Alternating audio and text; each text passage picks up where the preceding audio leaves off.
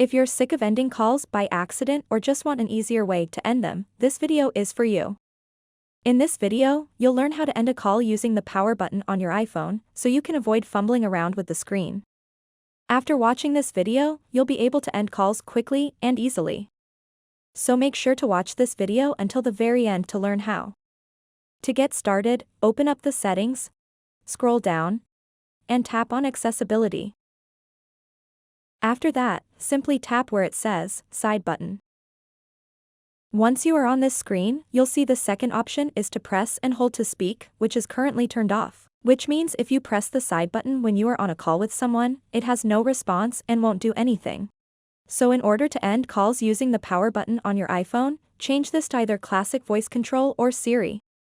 And now, when you are on a call with someone, you can simply press the power button and it will end the call effortlessly. So that wraps up this tutorial. If you have any questions about this whole process, please let me know in the comments section below. And if this video helped you out, please give it a big thumbs up and subscribe to this channel for more tutorial videos like this one. Thank you so much for watching and have a good day.